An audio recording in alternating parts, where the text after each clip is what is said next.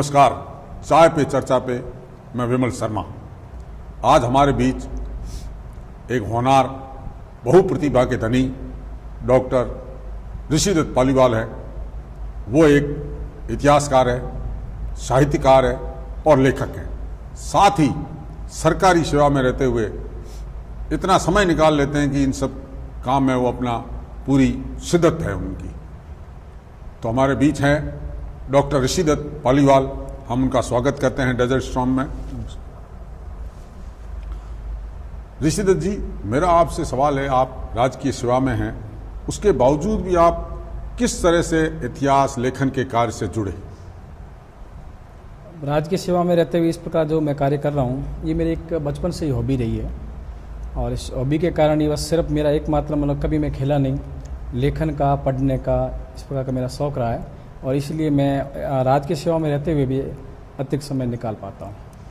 चूँकि आपने पालीवाल है और आपने जो भी इतिहास और जो शोध किए हैं वो पालीवाल समाज पे किए हैं, अन्य पे किए हैं, मगर मैं आपसे चर्चा इस संबंध में करना चाहूँगा कि पालीवाल समाज का जैसलमेर में और पूरे विश्व में बहुत गौरवमयी इतिहास है। वे पाली से जैसलमेर आए, उसके बाद में जैसलमेर का जिस तरह का विकास हुआ, जिस तरह की चीज़ें हुई सब, तो उन्होंने जैसलमेर ही क्यों चुना? ये आपका एक अच्छा प्रश्न है कि भी इसे मरुस्थल में जो पालीवाल कौम क्यों आई, ये एक जिज्ञासा वाला जो व्यक्ति होगा उसका ये प्रश्न रहेगा। जैसलमेर आने से पहले हमारे जो पालीवाल समाज के जो लोग हैं वो पाली रहते थे, और पाली में हम जैसे ब्राह्मण थे तो पाली वाले ब्राह्मण हुए। और तात्कालिक कारणवश 1348 विक्रम संवत और 1291 ईस्वी में हमारे को श्रावणी पूर्णिमा के दिन पाली छोड़ना पड़ा। और आपका जो प्रश्न है कि जैसलमेर क्यों आए, तो पाली एक राजस्थान की बहुत बड़ी व्यापारिक मंडी थी और उसका विदेशों में कई भागों में उसका व्यापारिक आदान प्रदान था। तो वहाँ उस समय पाली में जो पालीवाल रहते थे उनका ये सिल्क रूट था, जैसलमेर होते हुए इराक, ईरान, अफगानिस्तान होते हुए चाइना तक इनका एक व्यापार था। और तात्कालिक कारणवश जैसे छोड़ा ना, तो जिस समुदाय का इस रास्ते से सिल्क रूट से व्यापार का जो काम था, उन लोगों ने फिर जैसलमेर को चुना कि वो नज़दीक स्थान भी है, शांतिप्रिय स्थान भी है और वहाँ जाकर अपना अच्छे तरीके से अपन व्यापार कर पाएंगे, इसलिए वो जैसलमेर आकर बस। जैसलमेर से वापस पलायन किया, जो जैसलमेर को त्याग के गए, और जैसा बताया जा रहा है कि 84 गांव एक साथ खाली करके गए थे, उसमें कई प्रकार के अलग अलग मत है। कुछ लोगों का कहना है कि सालम सिंह जो उस तत्कालीन दीवान थे, उनके जुल्मों से परेशान होकर यहाँ से किया था। कुछ लोगों ने कहा था अन्य कारण हैं। तो आप हमारे दर्शकों को ये बताएं कि वास्तव में क्या कारण रहे थे कि यहाँ से एक ही रात में 84 गाँव खाली करके गए? जब जैसलमेर में जब पालीवाल आए तो उन्होंने अपने भुजबल पे, मेहनत पे, पुरुषार्थ के बल पर 84 गांव बसाए और 84 गांव पूरे संपन्न हुए। ये सबको पता ही है इतिहास पालीवालों का, और इसमें मुझे ज़्यादा डिटेल में जाने की ज़रूरत नहीं है। लेकिन जो 84 गांव छोड़े वो एक जैसलमेर के लिए इतिहास बन गया। और हर व्यक्ति चाहता है, जानना चाहता है निष्कर्ष तौर में भी कि पालीवालों ने आखिर छोड़ा तो किस कारण छोड़ा। तो मैं जहाँ तक निष्कर्ष पर पहुँचा हूँ कि सालम सिंह के अत्याचार और दूसरे कारण, ये सब मिलके ही कारण बनते हैं। कोई एक कारण नहीं होता छोड़ने के लिए, लंबे अरसे से कई कारण बनते हैं और तात्कालिक कारण एक होता है। ये सर्वविदित है कि सालम सिंह जो यहाँ का दीवान था वो राजा पे हावी था और जनता पर अत्याचार करता था। उस समय यहाँ के जो महारावल थे वो छोटी अवस्था में होते थे और यहाँ का दीवान उस पर हावी होता था। तो उस जैसे बीकानेर के युद्ध हुए, जोधपुर, जहाँ आपस में राजघरानों में युद्ध होते हैं वहाँ उनको राजस्व की जरूरत रहती है। और हर समय वो पालीवाल एक आय का स्रोत थे। ये कर्नल टॉड आए थे, उन्होंने भी कहा था one of the caste Paliwal in Jaisalmer, जो सबसे रिच है। तो ये नो डाउट पैसे वाली जात थी। तो जैसे ही बीकानेर का जो युद्ध हुआ उसमें सालम सिंह ने कहा भी हमारे को पैसा दीजिए, तो पालीवाल का भी हम समय समय पर आपको देते ही हैं, लेकिन कुछ हमारे को समय दो, हम आपको सहयोग जरूर करेंगे।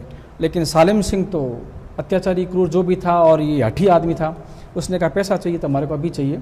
तो पालीवाल का भी ठीक देखेंगे, तो उसने कहा ऐसा कहना नहीं मानोगे मेरा तो मैं टैक्स बढ़ाऊंगा, और टैक्स भी नहीं दोगे तो फिर आपकी बहन बेटी पर बात आएगी। तो फिर पालीवालों ने विचार किया यार कि राजा अपनी सुन नहीं रहा है और बार बार ये आदमी अपने को परेशान कर रहा है, तो इज्जत से समझौता करें और या ये इसके अत्याचार सहन करें। तो सबकी एक काठोड़ी गांव जो हमारे 84 गांव में आता है, वहाँ पर पालीवालों के चौधरियों ने मीटिंग की और कहा कि भी इज्जत सबसे पहले है, स्वाभिमान सबसे पहले है, धर्म, ईमान और बहू बेटी की इज्जत पहले है। हम यहाँ नहीं रहेंगे जहाँ का राजा नहीं सुन रहा है और दीवान अत्याचार बढ़ा रहा है।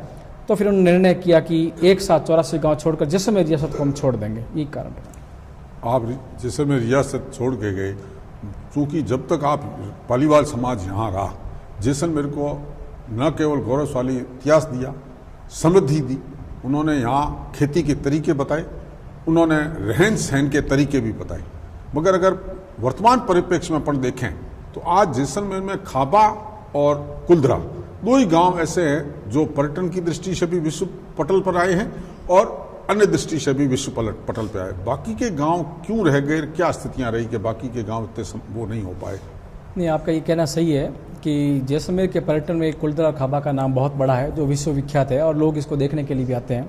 मेरा ये मानना है, मैं 84 गांव में से काफ़ी गांव घुमा हूँ, तो उसमें कुलधरा और खाबा से भी अच्छे और बड़े गांव और इसके समकक्ष गांव 84 के 84 गांव हुए हैं जो टूरिस्टों के लिए एक अच्छा केंद्र बन सकते हैं। यहाँ के जिला प्रशासन और पर्यटन विभाग को चाहिए कि कुलधरा और खाबा की तर्ज पर ही, जैसे काठोड़ी है, धनवा है, पिथौराई है, इस प्रकार खियाँ हैं, ऐसे कई गांव आपको मिलेंगे जो यदि टूरिस्टों के सामने लाएं तो जैसलमेर आने वाला हर टूरिस्ट 84 गांव में से अधिकतम गांवों में जाने का कोशिश करेगा और इससे जैसलमेर के एक ग्रामीण पर्यटन को बढ़ावा मिलेगा और लोगों को रोजगार मिलेगा। एक बात आपने कही ग्रामीण पर्यटन की, इस पर मेरा सवाल ये है कि जैसलमेर में आज तक देखा गया है कि शहरी और सम के दौरे, शहर का पर्यटन जिसमें पटवा हवेलियाँ, गढ़ीसर, सोनार किला ये, और सम के दौरे या कोई रेतीले दौरे, वहाँ का भ्रमण करके टूरिस्ट वापस लौट जाता है। आज तक ग्रामीण संस्कृति क्यों नहीं आगे पाई और पर्यटकों को लुभाने के लिए पर्यटन संस्कृति को और उसको रूबरू क्यों नहीं करवाया गया जिससे पर्यटन और ज़्यादा बढ़े? नहीं, इसमें तो जैसे देखो, जो टूरिस्ट का कोई दोष नहीं होता, टूरिस्ट को जो प्लेस बताए जाएंगे वहीं पर वो घूमेगा। जैसे जैसलमेर के किला है, पटवा हवेली है या कुलधरा और खाबा जो आगे हैं। मैं वापस आपको ये कहना चाहूँगा कि जिला प्रशासन और पर्यटन विभाग यदि कुलधरा और खाबा की तर्ज पर आसपास के गांवों में यदि जाकर उसको मोटिवेट करता है, उसको जनता के सामने लाता है, संचार माध्यमों के सामने, तो मेरा ये मानना है कि टूरिस्ट ग्रामीण क्षेत्र में भी जाना चाहेगा, क्योंकि वहाँ एक जीवंत जीवन मिलता है उसको देखने का। और सैकड़ों हजारों साल का जो पालीवालों का या अन्य जातियों को जो जीवन रहा है, संस्कृति रही है, और हर व्यक्ति दौड़ धाप की ज़िंदगी से एक शांत वातावरण में एक डेजर्ट के अंदर उभरी हुई ज़िंदगी को देखना चाहेगा, और वो आपको टूरिस्ट में पर्यटन के लिहाज से खाबा और कुलधरा के अलावा भी 84 गाँवों को अगर उन पर भी कार्य किया जाए, पर्यटकों को वहाँ भी ले जाया जाए, तो वहाँ भी निश्चित रूप से पर्यटन बढ़ेंगे। जैसलमेर में जो आज की स्थिति ये है कि 1 या 2 दिन पर्यटक रुकते हैं, पर्यटकों का ठहराव नहीं है। जब अगर इन गाँवों को जो खाबा और कुलधरा की तर्ज पर उनका भी उनको भ्रमण करवाया जाए, प्रशासन या पर्यटन विभाग उस ओर ध्यान दे, तो उस पर भी पर्यटन को बढ़ावा दिया जा सकता है। मेरा आपसे एक सवाल है कि जैसलमेर का इतिहास अगर चर्चा करें अपन, तो जैसलमेर के इतिहास में पालीवाल समाज का योगदान है। उसके अलावा भी जिस तरह से यहाँ की पेट पाषाण, यहाँ की कलाकृति, यहाँ के सोनार किले, यहाँ के जैन मंदिर, यहाँ की पटवा हवेली, तो और किस समाज का योगदान है जिस समाज से जिस कारण से जैसलमेर और समृद्ध हो पाया? देखिए, एक मैं आपको और बीच में बात करना चाहूँगा कि जो पालीवालों का इतिहास टूरिस्टों के सामने आया है, उसके लिए मैं यहाँ के जो इतिहासकार है, वयोवृद्ध है नंद किशोर जी शर्मा साहब को उनका अभिनंदन करना चाहूँगा कि उन्होंने आज से 30-40 साल पहले, जब लोग इतिहास के बारे में समझते भी नहीं थे, तो उन्होंने पालीवालों के इतिहास और जैसलमेर इतिहास को जनता के सामने लाए और टूरिस्टों के सामने लाए, और आज भी हर टूरिस्ट उनके इतिहास, बताए हुए इतिहास को देखना पसंद करता है। अब बात आई कि जैसलमेर का जो किला है या जैन मंदिर है, पटवा हवेली है, तो ये टूरिस्ट लोग देखते हैं, लेकिन अब पालीवालों के अलावा जैसलमेर में ये तो जैसलमेर का किला है तो ये राजघराने की संपत्ति हो गई, मंदिर पहले से कोई भी है। लेकिन जैसलमेर में इससे भी पहले जैन जो समाज है उनका बहुत महत्वपूर्ण योगदान रहा है। जैसलमेर में इस प्रकार की कलाकृति जो हवेलियां हैं वो उनकी देन है। कोठारी है, ओसवाल है। आज जो आप पुराने मार्केट के अंदर जाएंगे, जो मकान दिखेंगे, हवेली दिखेगी, वो पालीवालों की तरह ओसवाल जैन जाति के लोग यहाँ से पलायन करके गए, लेकिन उससे पहले इन्होंने कई बहुत बेशकीमती और बहुत कलाकृति वाली हवेलियाँ बनाई। आप जाएंगे जैसे ब्रह्मसर है, वैशाखी है, अमर सागर है, दादावाड़ी जैसलमेर में, और जैसलमेर का जो किला है उसमें जो जैन मंदिर है, वहाँ के जो बड़े बड़े जैन मंदिर है वो किसकी देन है? जैन समाज, ओसवाल समाज की। तो जैन समाज और ओसवाल समाज के भी जैसलमेर के पर्यटन में काफ़ी सहयोग रहा है और इसको ज़्यादा से ज़्यादा सामने लाने की कोशिश करनी चाहिए। चाय पे चर्चा पे हम बात कर रहे हैं डॉक्टर ऋषिदत्त पालीवाल से। एक ब्रेक के बाद फिर उनसे चर्चा करेंगे जैसलमेर के इतिहास, कला और संस्कृति पर। नमस्कार, आप देख रहे हैं डेजर्ट स्टॉर्म न्यूज़। जैसलमेर से जुड़ी सही, सटीक और निष्पक्ष खबरें देखने के लिए हमारे चैनल को आज ही सब्सक्राइब कीजिए और बेल आइकन दबाना न भूलें ताकि आपको समय समय पर नोटिफिकेशन मिलता रहे। Desert storm news Facebook, Instagram और ट्विटर पर भी अवेलेबल है, जिसका लिंक आपको नीचे डिस्क्रिप्शन बॉक्स में मिल जाएगा। आज ही हमारे चैनल को सब्सक्राइब, शेयर और फॉलो ज़रूर करें।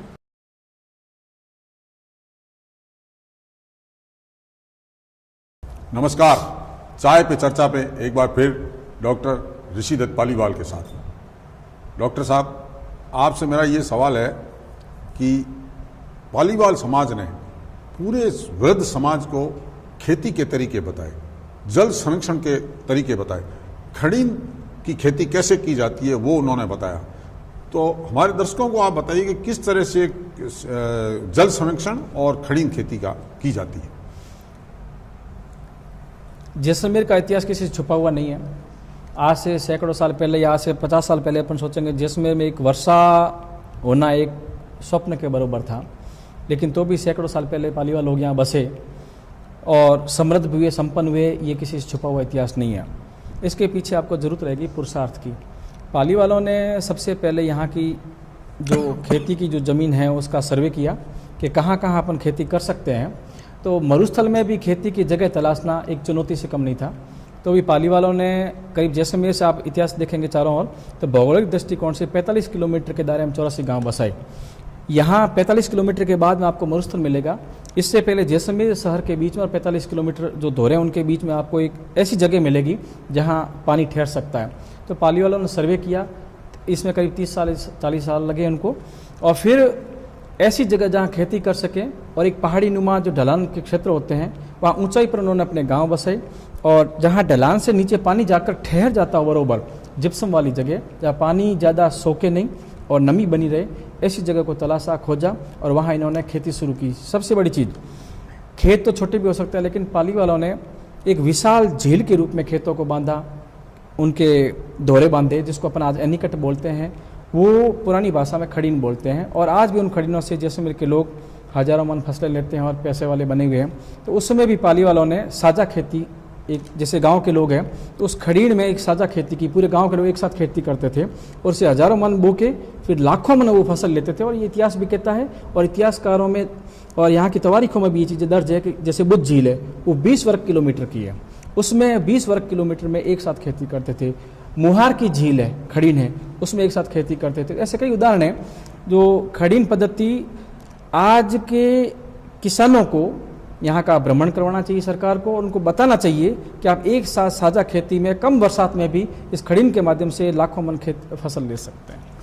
आपको ये नहीं लगता कि जो वर्तमान परिप्रेक्ष्य में जिस तरह से पर्यटक आ रहे हैं, ऐसी दृष्टि में जिस तरह से गाइड उनको बताते हैं, आपको नहीं लगता कि अधूरा ज्ञान है या इतिहास एकदम समेटा हुआ नहीं है, जो हर गाइड या हर पर्यटक आए उसको वो एक ही बात बताए? कोई गाइड किसी मुद्दे पर अलग बात बताता है, कोई बात किसी मुद्दे पर अलग बताता है। आपको ऐसा नहीं लगता? नहीं, आप जो सही कह रहे हैं कि हर एक जो गाइड है जैसलमेर का जो इतिहास बताता है वो अपने अपने ज्ञान के अनुसार, अपनी जानकारी के अनुसार टूरिस्ट को बताता होगा जो जैसी भाषा में समझता है। लेकिन मुझे ये लगता है कि जैसलमेर के पर्यटन पर काफ़ी गाइड डिपेंड है और उनमें और निखरता है और उनका जो इतिहास बताने का तरीका है और उसमें निखार आए। इसके लिए जिला प्रशासन, पर्यटन विभाग को चाहिए कि ऐसे बुकलेट तैयार करे जैसलमेर का इतिहास, जैसलमेर के आसपास के गाँव का इतिहास, उनको लिख कर देवे इंग्लिश और हिंदी या जो भी भाषा है उनमें, ताकि गाइड तो बताने के लिए तैयार है लेकिन उनको इतिहास की जानकारी के अभाव में कहीं न कहीं तो फर्क आएगा। तो एक रूपता लाने के लिए सरकार को प्रयास करने चाहिए। अब आपसे एक महत्वपूर्ण सवाल पूछना चाहूँगा कि जैसलमेर का इतिहास जो ढूंढा गया, लोगों ने इतिहास के बारे में पता किया, तो यहाँ के शिलालेखों का बहुत महत्व रहा है। और शिलालेखों के माध्यम से तो पिछले कुछ समय से देखा जा रहा है जिस तरह से आबादी बढ़ रही है, शिलालेखों का किस तरह से संरक्षण किया जाए या किस तरह से किया जाए। यह आपने बहुत अच्छा क्वेश्चन किया है कि इतिहास का आधार ही शिलालेख है और शिलालेख जैसे जैसे खत्म होंगे तो इतिहास आपका स्वाभाविक रूप से अपने आप ही स्वतः ही खत्म होता जाएगा, क्योंकि पुराने इतिहास को जानने का आधार शिलालेख है और एक तटस्थ और निष्पक्ष आधार है। तो आज 84 गांव जो पालीवालों के हैं उसमें आपको हज़ारों शिलालेख मिलेंगे। और ये तो पालीवाल समाज की बात हुई। उसके अलावा जैसलमेर शहर में, जैसलमेर के आसपास अन्य जातियों का जो इतिहास रहा है, जैसे आकल है, उसमें भीमदेव है, चालुक्य, चौहान वंश का जो युद्ध हुआ था उनके इतिहास वहाँ शिलालेख पड़े हैं। तो सरकार को चाहिए कि इस प्रकार के शिलालेखों को पंचायतों के जरिए, सरकार के कई फंड आते हैं उसके जरिए इनको तुरंत जितना हो सके जल्दी से जल्दी इनको संरक्षित करके, जीर्णोद्धार करके, इनके चारदीवारी बना के सुरक्षित करना चाहिए, ताकि टूरिस्ट ही नहीं, इतिहासकार और शोधार्थी जो इतिहास और शोध करते हैं उनको भी एक आधार मिलेगा भी हम इस इतिहास के शिलालेखों के जरिए एक इतिहास को आगे ले जा सकते हैं। मैं आपसे एक महत्वपूर्ण सवाल इस तरह पूछना चाहूँगा, जिस तरह का आज का वर्तमान परिप्रेक्ष्य है विश्व पूरे में, यूँ कहें कि कुलधरा एक बहुत ही प्रसिद्ध गांव हो गया है, जिसके बारे में कहा जाता है, अनेक तरह की बातें की जाती है। कई चैनलों द्वारा अपनी टीआरपी बढ़ाने के लिए भूतवा भी बताया जा रहा है। तो आपका इस संबंध में क्या कहना है कि जो इस तरह से कहा जा रहा है कि कुलधरा भूत है वहाँ, या इस तरह से? नहीं, कुलधरा को भूतहा गांव कहना तो एकदम सरासर गलत है, क्योंकि देश में ऐसे कई स्थान हैं वहाँ जो निर्जन है, जहाँ कोई आता जाता नहीं, खंडर है, तो उनको स्वाभाविक रूप से भूतहा बोलते हैं। लेकिन कुलधरा भूतहा स्थान नहीं है, केवल मात्र टूरिस्ट में एक रहस्यमय टर्निंग पॉइंट देने के लिए इसको भूतहा गांव बताया गया था कि लोग एक रहस्य को लेते हुए उस गांव में जाए। लेकिन कुलधरा अपने आप में एक स्वाभिमान का प्रतीक है और एक नगर सभ्यता का एक स्वरूप है, एक मॉडल है। इस मॉडल के रूप में जनता के सामने, टूरिस्ट के सामने प्रशासन को लाना चाहिए। और भूतहा वाली बात तो जैसे कई चैनल वालों ने उठाई है तो हमने उसका विरोध भी किया है। और आपने ये जो प्रश्न किया एकदम जायज़ है कि भूतहा गांव कहा जाना एकदम सिर्फ टूरिस्ट को आगे बढ़ाने का तरीका है, भूतहा गांव नहीं है। और एक पाली वालों का जो पंडित लोग थे, कर्मकांडी लोग थे, उनके गाँव में भूतहा जैसी चीज़ हो ही नहीं सकती और एक मिथ्या चीज़ें हैं और इनका खंडन हर चैनल से होना चाहिए। एक बात, चुरियासी गांव है, सदियों पहले छोड़ गए पालीवाल समाज, आज भी उसको जैसा आपने कहा कि समृद्ध किया जा सकता है, उनको वापस संरक्षित किया जा सकता है। तो पालीवाल समाज ने कभी आगे आके ये प्रयास किया कि इन चुरियासी गाँवों को पालीवाल समाज संरक्षित करेगा या हम करना चाहेंगे? ये भी आपका अच्छा क्वेश्चन है कि 92, 93 और 95 से लगातार हम लोग जिला प्रशासन को ज्ञापन भी दिए हैं कि भी कुलधरा खाबा जैसे कुछ गांव है जो पालीवाल समाज अपना संरक्षित या अपने कब्जे में लेकर उसको डेवलप कर सकता है, कब्जा या रहने के लिए तो नहीं, लेकिन टूरिस्टों के लिए, ताकि हमारी पूर्वजों की क्या सभ्यता थी, संस्कृति थी, लोग जान सके। इस संबंध 2006-07 में हम तत्कालीन जो मुख्यमंत्री थी वसुंधरा मैडम, उनसे भी हम लोग, हमारा डेलीगेशन मिला था, तो उन्होंने कहा था भी आपको सुपुर्द कर दें। हमने प्रत्यक्ष रूप से लेना तो नहीं चाहा, सही बात तो ये है, लेकिन हमने ये जरूर कहा कि आप आर्कियोलॉजी डिपार्टमेंट को कुलधरा खाबा दीजिए, ताकि सैकड़ों करोड़ रुपए आएंगे तो एक समाज सैकड़ों करोड़ रुपए की व्यवस्था नहीं कर सकता।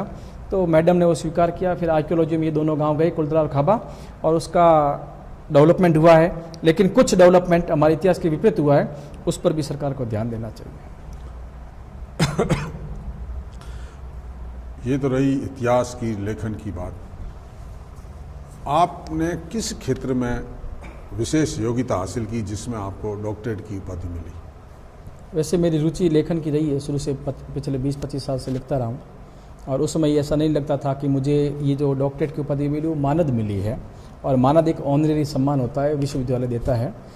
तो फिर मैंने सोचा ये पालीवालों का इतिहास तक मुझे सीमित नहीं रहना चाहिए, पालीवालों का इतिहास बना तो किसी पीछे कोई कारण रहा होगा।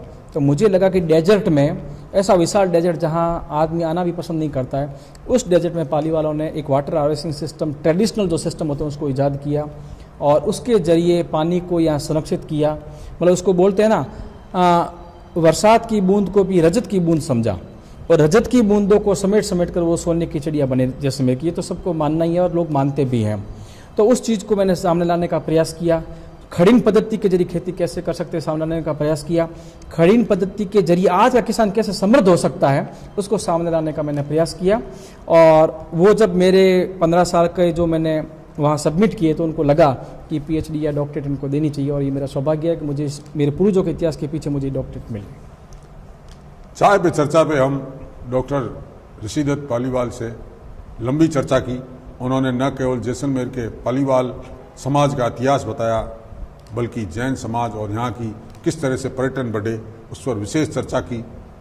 उन्होंने सभी सवालों के जवाब जनहित में दिए और जो उन्होंने बात कही उसे प्रशासन को, सरकार को अमल में लाकर और जैसलमेर में पर्यटन को और बढ़ावा दिया जा सकता है। ऋषिदत्त जी, आप हमारे चैनल के माध्यम से जैसलमेर के पर्यटकों को, जैसलमेर आने वाले पर्यटकों को, जैसलमेर के लोगों को क्या संदेश देना चाहेंगे? मैं आपके चैनल के माध्यम से कहना चाहूँगा कि जैसलमेर आने वाला हर टूरिस्ट जैसलमेर शहर ही नहीं, जैसलमेर के आसपास के गांव की संस्कृति को देखे और मोहनजोदड़ो की जैसी सभ्यता संस्कृति रही है वैसे ही जैसलमेर के आसपास के गांव में भी है। उनको बस जाने की ज़रूरत है, यहाँ के टूरिस्टों को वहाँ तक ले जाने की ज़रूरत है। जैसलमेर का रोजगार 1-2 दिन नहीं, कम से कम 5-7 दिन जब टूरिस्टों का ठहराव होगा तो शहर ही नहीं, आसपास के गाँव के लोगों को भी रोजगार मिलेगा। धन्यवाद ऋषिदत्त जी, आप हमारे चैनल में आए, आपने हमें बहुत ज्ञानवर्धक इतिहास बताया। चाय पे चर्चा पे बस इतना ही। मैं मेरे साथी पुष्पेंद्र बोहरा, हिम्मत सिंह के साथ, जिन लोगों ने हमारा चैनल अब तक सब्सक्राइब नहीं किया है वो सब्सक्राइब करें, आई बेल बजाएं और लाइक करें। धन्यवाद। नमस्कार।